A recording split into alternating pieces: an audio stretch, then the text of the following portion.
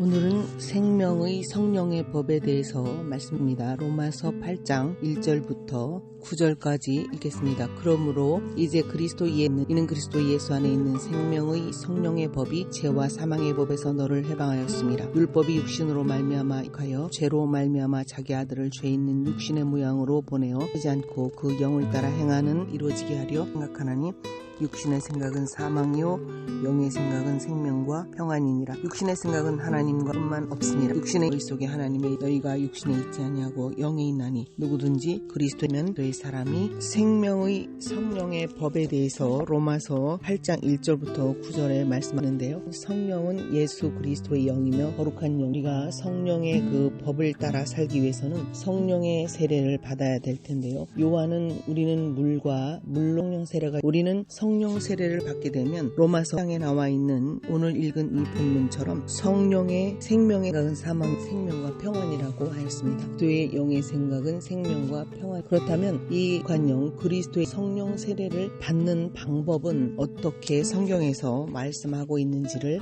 성령 세례, 성령의 법, 성령 세례를 받기 위해서는 첫째, 예수 그리스도를 구주로 받아들여야 한다. 사도행전 38절에서는 너희가 회개하여 각각 그리스도의 이름으로 세례를 받고 그리하면 성령을 선물로 베드로의 이 말은 방금 내가 한 말 이러한 것들을 성령을 선물로 받을 것이다 라고 말하고 있는 것입니다.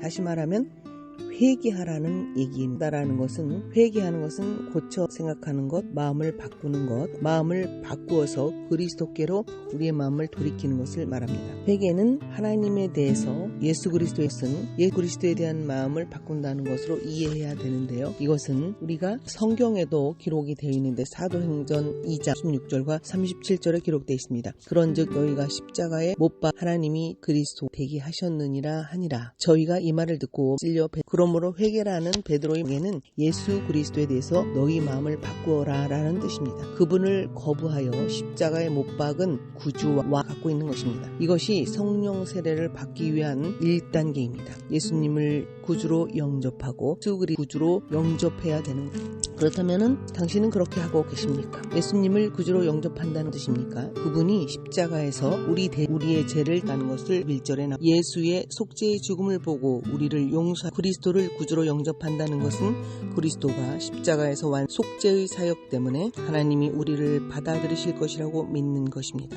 그러나 안타깝게도 스스로 그리스도인이라고 고백하는 사람들 중에는 이런 의미에 접하지 않는 사람들도 있습니다. 당신은 어떻습니까? 우리가 회개를 한다는 것은 예수 그리스도가 짊어지고 내 죄값을 대속하셨으며 그 예수 그리스도의 죄값으로 말미암아 하나님 아버지가 우리를 것입니다. 두 번째는 죄를 버려야 되는데요. 성령 세례의 복을 받기 위한 죄를 버리는 것입니다.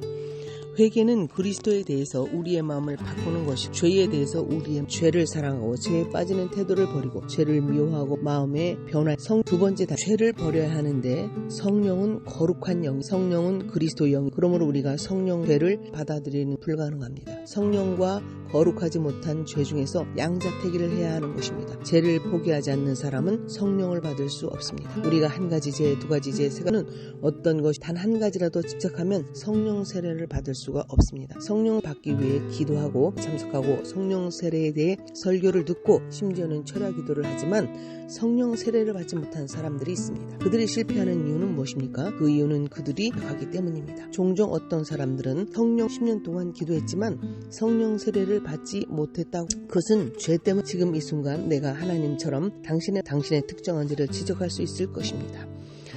당신은 마음속에 숨은 죄를 작은 죄도 결코 작지입니다. 우리가 성령 세례를 받기 위해서는 우리 마음속에 숨겨져 있는 모든 죄를 버려야 하는 것입니다.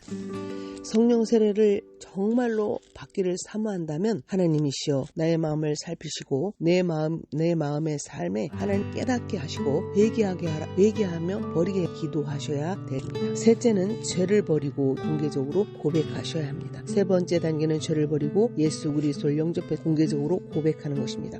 사도행전 사도행전 2장 38절에 베드로는 그의 청중에게 회개하라 라고 말한 다음 세례를 받으라 라고 말했습니다. 마음으로 하는 회개로는 회개를 공개적으로 고백하는 것이 필요한데 가는 정하신 것이 바로 세례입니다. 설교를 들은 청중 가운데에 세례를 받은 사람이 한 사람도 없었다. 받은 사람 한 사람도 물세례입니다. 그런데 이미 세례를 받은 사람들의 경우는 어떻게 되는 것인가? 그들의 경우에도 요구됩니다. 죄 그리스도를 영접했음을 공개적으로 고백하는 것이 필요합니다. 성령 셈이 그리스도의 제자임을 숨기는 사람을 위하여 공개적으로 인정하는 사람을 위한 하나님께 온전히 순종하셔야 됩니다. 네 번째 단계는 하나님께 순종하는 것입니다. 이것은 내가 이미 앞에서 말한 우리가 예수뿐만 아니라 주로도 믿어야 한다는 말에 포함되어 있습니다. 우리는 하나님이 자기를 순종하는 주신 성령도 사도행전 이것이 세례를 받기 위한 네 번째 무엇입니까? 목자는 우리가 배운 대로 행하는 맞는 말입니다. 우리가 배운 대로 얼마만 한 가지, 두 가지, 세 가지, 네 가지를 행하는 것으로 끝나서는 안 되고 모든 순종은 때문에 의지인 순종의 본질은 우리의 복종하도록 만드는 것입니다. 아버지께서 하늘에 계신 아버지여 제가 여기 있습니다. 저는 하나님의 소유하셨습니다. 저는 하나님의 소유권을 인정합니다. 저 자신 모든 것을 완전히 하나님께 바칩니다.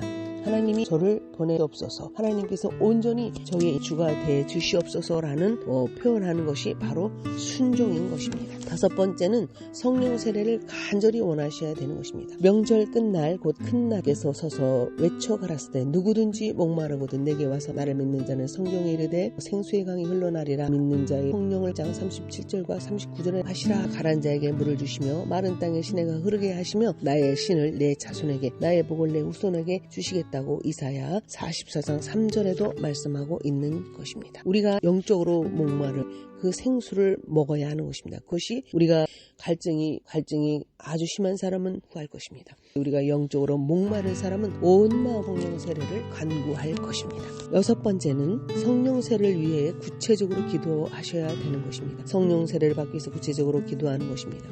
예수님은 너희가 악할지라도 좋은 것을 자식에게 줄 줄 알거든 하물며 천부께서 구하는 자에게 성령을 주시지 않겠느냐라고 누가복음 11장 말씀하고 성령 세례를 달라고 하나님께 우리가 성령 세례를 받기 위해서는 하나님 앞에 믿음으로 구해야 하는 것입니다. 뿐만 아니라 받기 위해서는 믿어야 하는 것입니다. 일곱 번째는 믿어야 하는 것입니다. 그러므로 내가 너희에게 말하노니 무엇이든지 그리하면 너희에게 그대로 지십니다. 하나님의 약속이 아무리 확실하다 할지라도 우리가 믿지 않으면 그것이 우리가 실현될 수 없습니다. 너희 중에 누구든지 지혜가 부족하거든 모든 사람에게 후히 주시고 꾸짖지 아니하시는 하나님께 구하라. 그리하면 주시리라. 1장 5절에 말씀하고 계시는 것입니다. 오직 믿음으로 구하고 조금 더 의심하는 요동하는 이런 사람은 무엇이든지 죽게 얻기를 생각하지 말라. 두 마음을 품어 모든 일을 자로다. 야고보 8절에 말씀하고 이렇게 우리가 성령 세례를 받기 위해서 성경에서 기록한 것을 주와 구주로 받아 할 것입니다.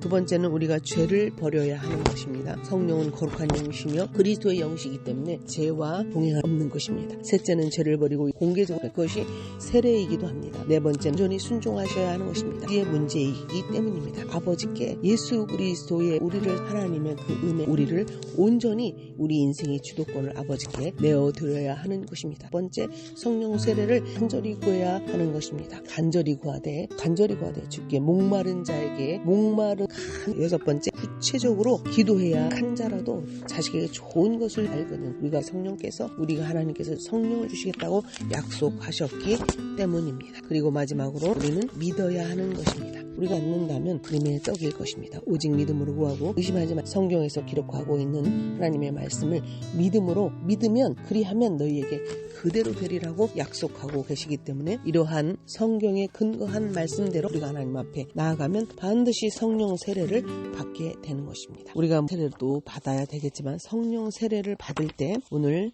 로마서 8장 1절부터 9절에 읽은 것처럼 생명의 성령의 법이 우리 은혜롭게 끌고 가는 것입니다. 우리는 그러므로 생명의 법으로 육신의 생각은 사망이지만 성령의 생각은 평안 생명의 유업을 받고 여호와의 성령이 우리를 인도하시면 우리는 영에 속한 사람이 돼서 하나님의 성령의 열매를 맺을 수 있는 사람이 되는 다음 시간에는 오늘은 성령 세례를 받는 방법이 성경에 나와 있는 근거를 통하여서 말씀드렸습니다.